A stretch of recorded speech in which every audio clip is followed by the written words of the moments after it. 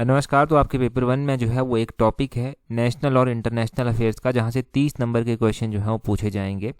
तो 30 नंबर के क्वेश्चंस को जो है हम कम्प्लीटली कवर करने की कोशिश कर रहे हैं अपनी इस अभ्यास सीरीज से। तो अभ्यास सीरीज में जो है हम इम्पॉर्टेंट नेशनल और इंटरनेशनल अफेयर के क्वेश्चन जो है वो डिस्कस करेंगे।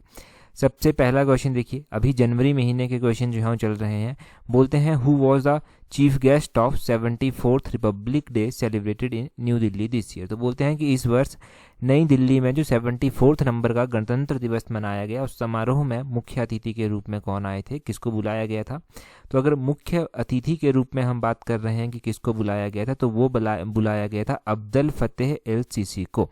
ऑप्शन बी जो है वो सही आंसर होगा। अब्दुल फतेह अल सीसी जो है वो कौन है, ये भी आपको पता होना चाहिए। तो इजिप्ट के ये प्रेसिडेंट हैं। कौन सी कंट्री के प्रेसिडेंट हैं? इजिप्ट के ये प्रेसिडेंट है। ये भी आपने ध्यान रखना है कि इजिप्ट के प्रेसिडेंट जो था वो आए थे। हो सकता है इनका नाम ना दिया जाए, कंट्री का नाम दे दिया जाए। अब देखो, रिपब्लिक डे हर साल जो है वो मनाया जाता है और हर साल जो है वो किसी न किसी कंट्री के प्रेसिडेंट, प्राइम मिनिस्टर को जो है वो यहाँ पर बुलाया जाता है एज अ चीफ गेस्ट। इस साल जो है वो रिपब्लिक डे इम्पॉर्टेंट भी था क्योंकि इंडिया जो है अपने अमृत काल में जो है वो प्रवेश कर रहा है। अमृत काल का मतलब है कि 75 ईयर से लेकर 100 ईयर कंप्लीट करने तक जो है वो इंडिया का जो है वो अमृत काल चला रहेगा।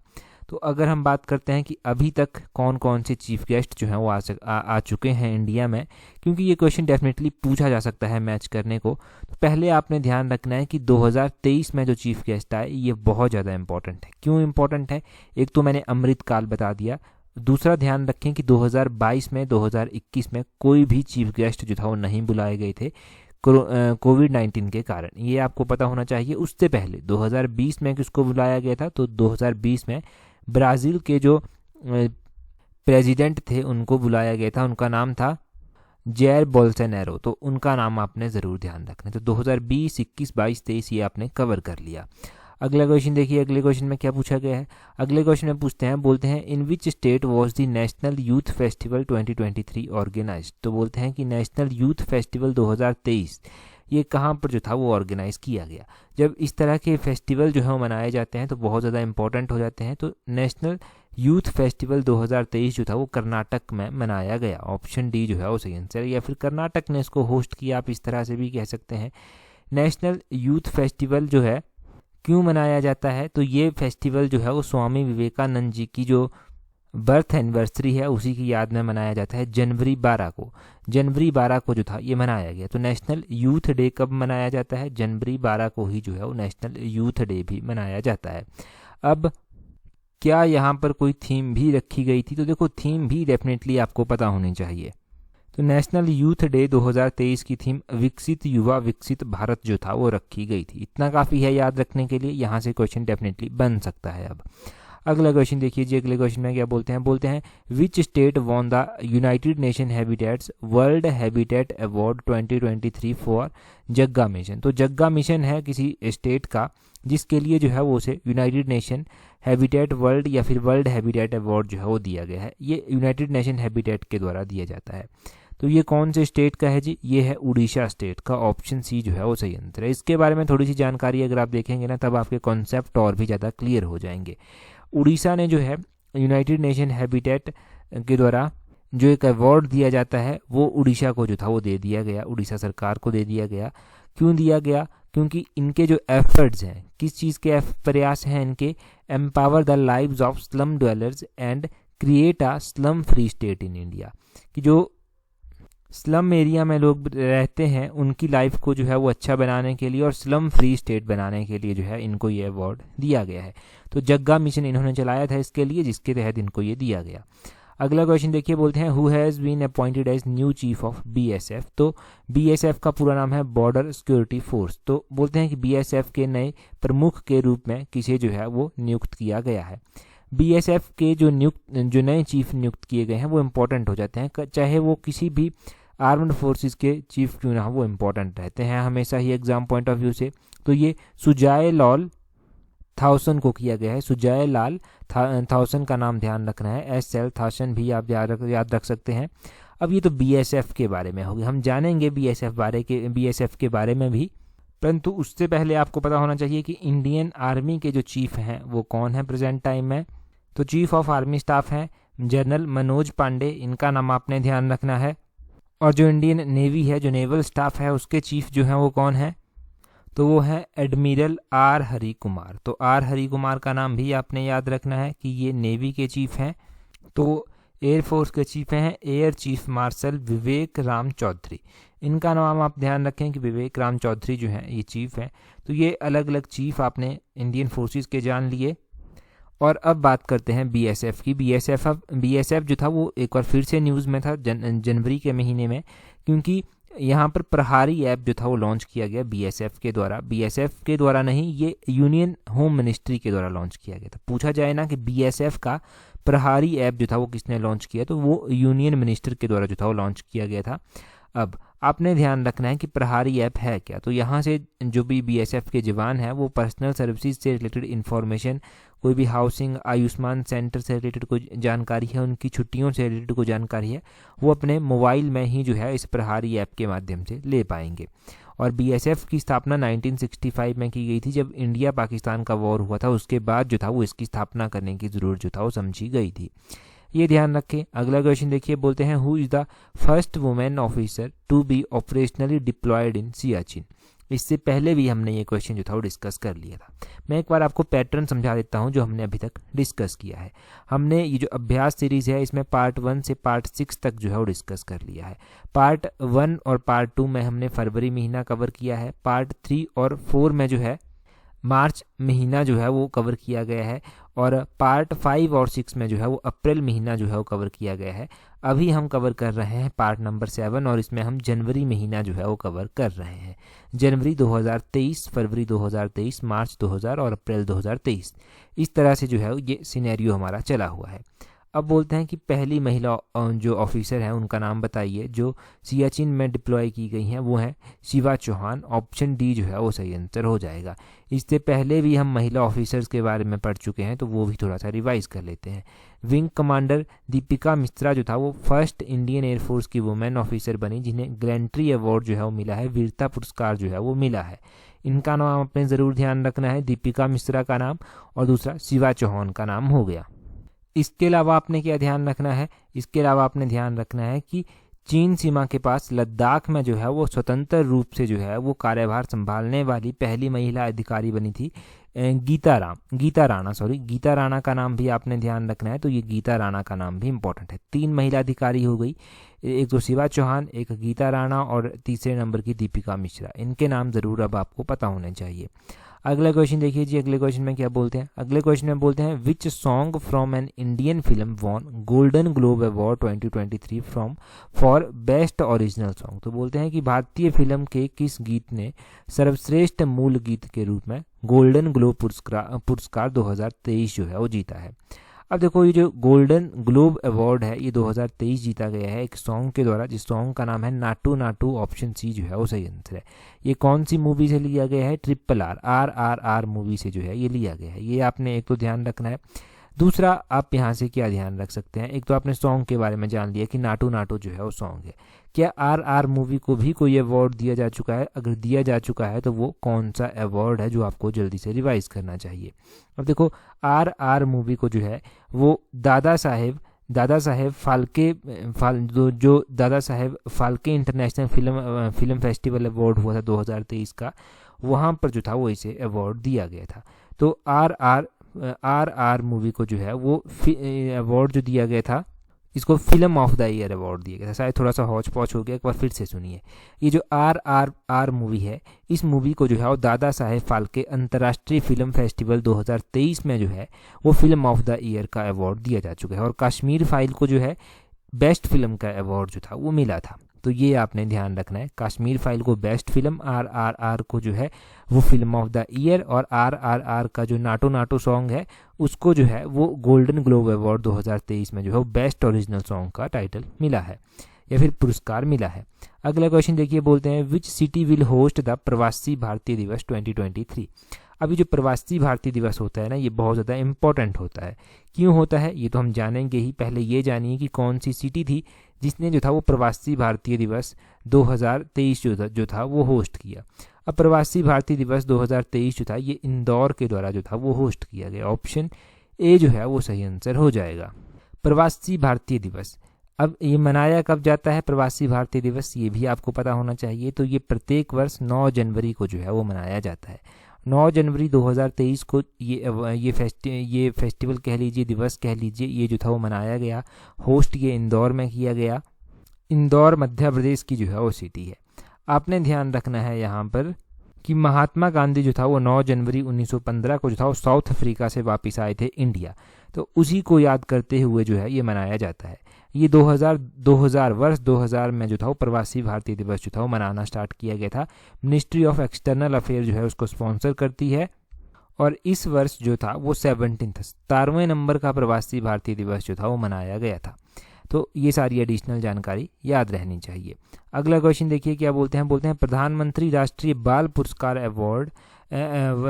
Awarded to how many children in 2023। तो बोलते हैं कि प्रधानमंत्री जो बाल पुरस्कार अवार्ड दिए जाते हैं 2023 में जो है वो कितने बच्चों को जो है ये अवार्ड दिया जाएगा। नाम से पता चल रहा है कि बच्चों को जो है वो अवार्ड दिया जाता है। तो 2023 में ये 11 बच्चों को जो था वो दिया गया। थोड़ा सा जानते हैं पहले इसके बारे में, फिर और जानेंगे थोड़ा सा। बोलते हैं प्रधानमंत्री नेशनल अवार्ड, जो प्रधानमंत्री नेशनल अवार्ड है बच्चों के लिए बनाया गया, इसको प्रधानमंत्री राष्ट्रीय बाल पुरस्कार भी कहते हैं। ये 2023 में जो था वो प्रेसिडेंट ऑफ इंडिया के द्वारा दिए गए और 11 बच्चों को दिए गए। इनमें से 6 बॉय थे, 5 लड़कियां थी और ये अलग अलग स्टेट और यूनियन टेरिटरी से जो था वो संबंध रखते थे। सही बात हो गई। अब अगर पूछ ले जाए कि प्रवासी भारतीय दिवस क्या किसी भी बच्चे को दिया जाएगा या फिर इसमें कोई लिमिट जो है वो रखी गई है, तो देखो ऐसा नहीं है कि किसी भी बच्चे को दे दिया जाएगा। ये 5 से लेकर 18 साल तक के बच्चों को जो है वो दिया जाता है। उनकी अचीवमेंट कोई भी होती है, कोई वो बहादुर काम करते हैं, आर्ट या कल्चर में कोई अचीवमेंट होती है, उनकी कोई इनोवेशन, सोशल सर्विसेज या फिर कोई स्पोर्ट्स में जो है वो कोई योगदान रहता है, तो उसमें जो है वो उनको ये दिया जाता है। तो 5 से लेकर 18 वर्ष तक के बच्चों को जो है ये दिया जाता है और इस तरह से जो है वो सारा इसके बारे में ध्यान रखना है। अगला क्वेश्चन देखिए क्या बोलते हैं what is India's rank in Henley passport index 2023। तो बोलते हैं कि हेनले पासपोर्ट इंडेक्स 2023 जो है ये निकाला गया। इसमें भारत का बोलते हैं कौन सा रैंक रहा। ये पासपोर्ट इंडेक्स क्यों इंपॉर्टेंट हो गया आपके लिए, क्योंकि ये पासपोर्ट इंडेक्स हमने एक बार पहले भी पढ़ रखा है। इससे पहले हमने हेनली पासपोर्ट इंडेक्स का क्वेश्चन नहीं पढ़ा था, परंतु एक पासपोर्ट इंडेक्स निकाला गया था, उसके बारे में हमने पढ़ा था। फर्स्ट ऑफ ऑल हम बात करते हैं हेनली पासपोर्ट इंडेक्स की, जो बहुत बार पब्लिक सर्विस कमीशन ने जो है वो पूछ रखा है। तो हेनली पासपोर्ट इंडेक्स में इंडिया का स्थान रहा 85। तो ऑप्शन सी जो है वो सही आंसर है। इसके बारे में जानते हैं पहले थोड़ा सा। हेनली पासपोर्ट इंडेक्स जो है वो प्रिपेयर किया जाता है London based Henley and partners, एक global citizen residence advisory firm है, उसके द्वारा जो है ये जारी किया जाता है। जापान जो है वो कंटिन्यूस में टॉप करता आ रहा है, तो जापान ने इस बार भी जो है वो टॉप किया। 2023 में इंडिया का 85वां रैंक जो है वो इसमें रहा और कहा जाता है कि लास्ट टाइम से इंडिया ने अपना स्थान जो है वो इम्प्रूव किया है। लास्ट टाइम 87 जो था वो इंडिया का रैंक था, इस साल 85 में इंडिया पहुंच गया आकर। और बोलते हैं कि इंडिया के जो जिनके पास इंडिया का पासपोर्ट है वो कितनी कंट्रीज़ में जो है वो वीज़ा फ्री एक्सेस है, उनको 59 कंट्रीज़ में जो है उनको वीज़ा फ्री एक्सेस है। लास्ट ईयर जो था ये 60 कंट्रीज़ में थी, परंतु इस साल ये 59 कंट्रीज़ में रह गई है। तो ये है इंडिया का रैंक। तो ये तो हेनली पासपोर्ट इंडेक्स है। जो हमने पासपोर्ट इंडेक्स पॉइंट पढ़ा है उसमें इंडिया का रैंक 144 था। 144 उसमें इंडिया का रैंक था। ये हमने जो था वो मार्च महीने के करंट अफेयर्स में जो था वो कवर किया था पासपोर्ट इंडेक्स प्राइस में। तो ये आप ध्यान रखना। अगला क्वेश्चन देखिए, अगले क्वेश्चन में क्या बोलते हैं which country become the first country in Asia to launch hydrogen powered urban train. तो बोलते हैं कि कौन सा देश हाइड्रोजन संचालित शहरी ट्रेनों को लॉन्च करने वाला एशिया का पहला देश जो है वो बन गया है। तो एशिया का पहला देश जिसने ये हाइड्रोजन संचालित अर्बन ट्रेन जो है वो चलाई हैं, ये बना है चाइना। ऑप्शन सी जो है वो सही आंसर है। अब चाइना के द्वारा जो है ये कार्य किया गया है। अगर हम पूरे वर्ल्ड की बात करते हैं तो चाइना 2nd नंबर पर आता है, परंतु एशिया में चाइना पहले नंबर पर आता है। सेकंड नंबर पर जब पूरे वर्ल्ड में चाइना आता है तो पहले नंबर पर कौन आता है? पहले नंबर पर जो है वो जर्मनी आता है। जर्मनी जो है वो पहले नंबर पर आता है, ये आपने ध्यान रखना है। ये जो हाइड्रोजन ट्रेन चलाई गई है स्पीड 160 किलोमीटर पर आवर की स्पीड से जो है ये चलती है। और रिफिलिंग की बात करें तो ये 600 किलोमीटर तक जो है वो एक बार तेल डालने से चल सकती है, एक बार फ्यूल डालने से जो है वो चल सकती है। और भी इसकी विशेषताएं बहुत सारी हैं जो important exam point of view से बिल्कुल नहीं है। एग्जाम पॉइंट ऑफ व्यू से ये जर्मनी और ये चाइना, यही 2 कंट्रीज जो है वो हैं। अब देखो, जब हम नेशनल और इंटरनेशनल अफेयर्स की बात करते हैं ना, तो ये इंपॉर्टेंट बन जाता है हम आपके लिए जानना कि कौन से इंडिया के स्टेट ऐसे हैं जो चाइना के साथ जो है वो बॉर्डर शेयर करते हैं। देखो, चाइना के साथ जो है हमारे अलग अलग जो स्टेट्स हैं इंडिया के, वो बाउंड्री जो है वो शेयर करते हैं, जिसमें से वो आपका एक लद्दाख जो है वो आ जाता है। लद्दाख के अलावा आपका हिमाचल प्रदेश जो है वो आ जाता है। हिमाचल प्रदेश के अलावा उत्तराखंड जो है वो आ जाता है। उत्तराखंड के अलावा जो है वो सिक्किम और अरुणाचल प्रदेश भी जो है वो यहाँ पर आते हैं। तो ध्यान रखना है कौन कौन से, लद्दाख हो गया, हिमाचल प्रदेश हो गया, उसके बाद उत्तराखंड हो गया, उसके बाद अरुणाचल प्रदेश हो गया और उसके बाद सिक्किम हो गया। ये स्टेट जो है वो बाउंड्री शेयर करते हैं चाइना के साथ। तो बस इतना सा याद रख लीजिए, वो नेशनल इंटरनेशनल अफेयर्स में आपके काम आ जाएगा। अगला क्वेश्चन भी मोस्ट इंपॉर्टेंट है क्योंकि मिस यूनिवर्स बनी है अभी, है ये 2022 की, परंतु 2023 का ये करंट अफेयर का क्वेश्चन बनता है। बोलते हैं who won the miss universe award 2022। तो बोलते हैं कि मिस यूनिवर्स अवार्ड 2022 जो है वो किसने जीता है। अब पहली बात, हरनाज संधू को लेकर कंफ्यूज मत होना, ये 2021 की थी, परंतु लास्ट ईयर आपने इनके बारे में पढ़ा होगा, तो ये 2021 की थी, बिल्कुल सही बात है। अब 2022 में जो है वो आर बॉनी गैब्रियल, तो option D R Bonney Gabriel जो है ये बनी मिस यूनिवर्स। इनका नाम आपने ज़रूर ध्यान रखना है। तो मिस यूनिवर्स से मैं ज़्यादा नहीं बताऊंगा। इंडिया की हरनाज संधू बनी है, आर बॉनी गैब्रियल जो है वो इस साल बनी है। अब इंडिया से भी क्या कोई मिस यूनिवर्स जो है वो इससे पहले रह चुकी हैं, तो इंडिया से जो है वो इससे पहले सुष्मिता सेन जो है वो मिस यूनिवर्स रह चुकी हैं, लारा दत्ता जो है वो मिस यूनिवर्स रह चुकी हैं, और हरनाज कौर संधू जो है ये भी रह चुकी हैं। तो ये 3 महिलाएं आप याद रखिए, इनके नाम बहुत ज़्यादा ज़रूरी आपके लिए हो जाते हैं। और कई बार क्या करता है ना, एग्जामिनर पूछ लेता है कंट्री, तो आर बॉनी गैब्रियल की कंट्री कौन सी है, कौन सी कंट्री से ये संबंध रखती हैं, तो ये यूनाइटेड स्टेट से जो है वो संबंध रखती हैं, यूएस से जो है ये संबंध रखती हैं। तो ये आपने ध्यान रखना है। अब अगला क्वेश्चन देखिए जी, अगले क्वेश्चन में क्या बोलते हैं which is the venue of 11th world urban forum. तो बोलते हैं कि 11वें नंबर की विश्व शहरी मंच का आयोजन जो था वो किया गया, वर्ल्ड अर्बन फोरम जो होती है वो जो था वो आयोजित की गई। अब ये जो वर्ल्ड अर्बन फोरम जो था वो 11वें नंबर की आयोजित की गई, अब इसकी कौन सा वेन्यू जो था वो रहा, तो इसका वेन्यू आपने ध्यान रखना है कि वर्ल्ड अर्बन फोरम का वेन्यू रहा पोलैंड। ऑप्शन सी जो है वो सही आंसर हो जाएगा, पोलैंड इसका वेन्यू रहा, बिल्कुल सही बात है। परंतु पोलैंड के बारे में भी क्वेश्चन आपसे पूछ सकते हैं, पोलैंड की कैपिटल जो है वो पूछी जा सकती है। तो पोलैंड की कैपिटल है वॉर्सो जो है वो पोलैंड की कैपिटल है, ये आपने ध्यान रखनी है कि पोलैंड की कैपिटल क्या है। और इसकी करेंसी अगर पूछ ली जाए तो यूरो ही जो है वो इसकी करेंसी है, एक यूरोपियन कंट्री जो है ये है, तो इसकी यूरो ही एक करेंसी है। अच्छा, अभी जो है वो क्या हुआ था, अभी नाटो को भी जो था वो ज्वाइन किया गया है। तो नाटो को किसके द्वारा ज्वाइन किया गया है, फिनलैंड कंट्री के द्वारा जो है वो नाटो को ज्वाइन किया गया है। नाटो की स्थापना कब हुई थी ये आप जल्दी से कमेंट करके बता दीजिए, आसान है, रिवाइज हो जाएगा। अगला क्वेश्चन देखिए, बोलते हैं who has been sworn in as the 41st prime minister of New Zealand. तो बोलते हैं कि न्यूजीलैंड के 41 नंबर के जो प्राइम मिनिस्टर बने हैं वो कौन बने हैं। तो न्यूजीलैंड के जब प्राइम मिनिस्टर की बात की जा रही है तो वो कौन से हैं, उनका नाम है क्रिस हिपकिंस। तो क्रिस हिपकिंस ऑप्शन सी जो है वो आपने ध्यान रखना है। अब देखो, किसी भी कंट्री के जब नए प्राइम मिनिस्टर प्रेसिडेंट बनते हैं तो वो इम्पोर्टेंट हो जाता है। अभी टर्की के भी बनेंगे तो वो हम फर्दर डिस्कस करेंगे जब बन जाएंगे ऑफिशियली, परंतु अभी अगर हम न्यूजीलैंड की यहाँ से एक बार बात करना चाहें, न्यूजीलैंड के बारे में हम क्या बात कर सकते हैं, न्यूजीलैंड के बारे में बात कर सकते हैं कि इसकी कैपिटल क्या है, इसकी करेंसी क्या है। तो हम सबसे पहले तो हम बात करते हैं कि न्यूजीलैंड की कैपिटल कहाँ पर है। तो न्यूजीलैंड की कैपिटल विलिंगटन में है, विलिंगटन में न्यूजीलैंड की कैपिटल है, और न्यूजीलैंड की करेंसी है न्यूजीलैंडियन डॉलर, न्यूजीलैंड का डॉलर है इसकी करेंसी। ये बस आपने बेसिक सी जानकारी आपको यहाँ से पता होनी चाहिए। अगला क्वेश्चन देखिए, अगले क्वेश्चन में क्या बोलते हैं, नेशनल इंटरनेशनल अफेयर का एक one of the most important question है। बोलते हैं which one of the following strait is nearest to the international date line. International date line के करीब बोलते हैं सबसे नियरेस्ट जो स्ट्रेट आता है वो कौन सा है। तो सबसे नियरेस्ट जो जल डमरू मध्य आता है इंटरनेशनल अंतर्राष्ट्रीय तिथि रेखा के संबंधित, वो आता है बीयरिंग स्ट्रेट। ऑप्शन बी जो है वो सही आंसर हो जाता है। अब बीयरिंग स्ट्रेट आता है, ये क्वेश्चन शायद किसी एग्जाम में पहले पूछा भी गया है। यूपीएससी की तैयारी कर रहे हैं तो वैसे एग्जाम्स के लिए ये और भी ज़्यादा इंपॉर्टेंट हो जाता है।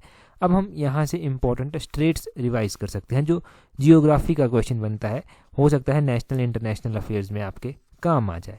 तो इम्पॉर्टेंट स्ट्रेट्स के बारे में आपने क्या क्या क्वेश्चन जो हैं वो ध्यान रखने हैं। इम्पॉर्टेंट स्ट्रेट्स के नाम और वो कौन कौन से वाटर बॉडीज़ को जो है ज्वाइन करते हैं। सबसे पहले हम बीयरिंग स्ट्रेट की ही बात करते हैं। तो बीयरिंग स्ट्रेट जो है वो आर्कटिक ओशियन और बीयरिंग सी को जो है वो ज्वाइन करती है। अलास्का और एशिया का एरिया जो है ये कवर करती है। इसी तरह आपने ध्यान रखना है कि मलाक्का स्ट्रेट ऑप्शन में दिया गया है, ये जावा सी और बे ऑफ बंगाल को जो है ये ज्वाइन करती है। तो ये इंडिया और इंडोनेशिया का एरिया जो है वो कवर करती है। फ्लोरिडा स्ट्रेट जो कि बहुत बार एग्जाम में पूछी गई है, ये गल्फ ऑफ मैक्सिको और अटलांटिक ओशियन को जो है वो ज्वाइन करती है, ये आपने ध्यान रखना है। जिब्राल्टर स्ट्रेट ये जो है वो मेडिटेरेनियन सी को जो है वो अटलांटिक ओशियन से ज्वाइन करती है। तो ये आपने 4 स्टेट आपने ध्यान रखनी है। मलाक्का स्ट्रेट एक बार फिर से रिवाइज करता हूँ। मलाक्का स्ट्रेट जावा सी और बे ऑफ बंगाल को, बीयरिंग स्ट्रेट जो है वो आर्कटिक ओशियन और बीयरिंग सी को, जो स्टेट ऑफ फ्लोरिडा है वो गल्फ ऑफ मैक्सिको और अटलांटिक ओशियन को, और जो स्टेट ऑफ जिब्राल्टर है ये मेडिटेरेनियन सी को अटलांटिक ओशियन से ज्वाइन करती है। तो ये आप यहाँ से ज़रूर ध्यान रखें, ये इंपॉर्टेंट जानकारी जो है वो यहाँ से बनती है। अगला क्वेश्चन देखते हैं हमारे पास क्या पूछा गया है नेक्स्ट क्वेश्चन में। आगे देखिए, प्रलय मिसाइल जो था वो न्यूज़ में थी। तो प्रलय मिसाइल का एक स्टेटमेंट बेस्ड क्वेश्चन मैंने बनाया है, ताकि एक तो आप हिमाचल के किसी भी एग्ज़ाम की तैयारी कर रहे हैं देन ओके, अगर आप यूपीएससी का एग्ज़ाम भी आपने भरा है और उस तरह के एग्ज़ाम्स के बारे में भी सोच रहे हैं, या फिर किसी हायर लेवल के एग्ज़ाम के सोच रहे हैं, क्योंकि डेफिनेट सी बात है कि जब आप तैयारी कर रहे हैं तो सभी के बारे में सोच ही रहे होंगे। प्रलय मिसाइल के बारे में कुछ स्टेटमेंट्स दी गई हैं, इनके बारे में बताना है सही स्टेटमेंट कौन सी है। पहले बोलते हैं कि क्या ये सरफेस टू सरफेस मिसाइल है। दूसरा बोलते हैं कि ये लिक्विड प्रोपेलेंट होता है, उससे जो है उसको फ्यूल किया जाता है, और इसकी रेंज पूछी गई है तीसरी में कि क्या 150 to 500 किलोमीटर इसकी रेंज है। पहला ही देखिए, ये सरफेस टू सरफेस मिसाइल है, बिल्कुल सही बात है। प्रलय मिसाइल जो है वो सरफेस टू सरफेस मिसाइल है। अब दूसरी स्टेटमेंट है कि क्या ये लिक्विड प्रोपेलेंट फ्यूल से जो है वो होती है फील्ड, तो नहीं, ये लिक्विड से नहीं होती। किससे होती है वो हम जानेंगे। प्रलय मिसाइल की रेंज क्या 150 से 500 किलोमीटर के बीच में है, बिल्कुल सही बात है। 150 से 500 किलोमीटर के बीच में जो है वो इसकी क्या है, रेंज है। अब हम बात करते हैं जी इसके बारे में डिटेल से। ये देखिए यहाँ पर, ये प्रलय मिसाइल जो है ये सॉलिड प्रोपेलेंट रॉकेट मोटर और अदर न्यू टेक्नोलॉजी से जो है वो पावर्ड है। तो लिक्विड नहीं, इसमें सॉलिड प्रोपेलेंट जो है वो यूज़ होता है। और ये जो मिसाइल है ये 150 से लेकर 500 किलोमीटर की रेंज को जो है वो कवर करती है, और ये मोबाइल लॉन्चर है, मोबाइल से लॉन्च इसको किया जा सकता है। अब जब ये मिसाइल बनी है ना किसी ने तो इसको डेवलप किया ही होगा, तो इसको डेवलप DRDO के द्वारा किया गया है, defence research and development organisation के द्वारा। तो DRDO ने इसको जो है वो क्या किया है, इसको जो है वो डेवलप किया है, और इसकी रेंज, इसकी जो कैपेसिटी है वो सरफेस टू सरफेस है। इस तरह की चीज़ें जो हैं वो आप ध्यान रखें यहाँ से प्रलय मिसाइल के बारे में। अगले क्वेश्चन में बोलते हैं, देखिए यहाँ पर बोलते हैं which country remain in the top spot in the latest FIFA ranking released. तो ये हमने लास्ट वीडियो में जो था वो डिस्कस किया था पार्ट 6 में, कि फीफा रैंकिंग जो है वो जारी की गई। इसमें बोलते हैं कि टॉप कंट्री जो था वो कौन सी रही। टॉप कंट्री फीफा रैंकिंग में आपने बतानी है। जब हमने ये रैंकिंग पढ़ी थी तो मैंने इंडिया का रैंक भी जो था वो आपको बताया था, तो इंडिया का रैंक भी कमेंट करके बताएं कि इंडिया ने कौन सा रैंक प्राप्त किया है और टॉप कंट्री जो है वो कौन सी रही है। ये चीज़ें रिवाइज करने का सबसे अच्छा तरीका है, कम से कम आप एक बार जो आपने लिखा है या जो आपने पढ़ा है उसको पलटेंगे तो सही, एक बार देखेंगे तो सही फिर से, आधी से ज़्यादा चीज़ें तो एग्ज़ाम से पहले ऐसे ही रिवाइज हो जाएंगी। टेलीग्राम पर और भी ज़्यादा रिवीजन हो जाएगा, वहाँ पर क्यूजीज हम डाल देते हैं। टेलीग्राम पर रिवाइज करने के लिए अपने टेलीग्राम से @allexam31 सर्च करना, वहाँ पर क्यूजीज, इंपॉर्टेंट न्यूज़पेपर इन्फॉर्मेशन जो भी इंपॉर्टेंट होता है वो सब मिल जाता है, ताकि एग्ज़ाम में आपकी हेल्प हो सके। तो आज की इस वीडियो में इतना ही काफ़ी है। That's all for today. Thank you very much for watching and listening it very patiently.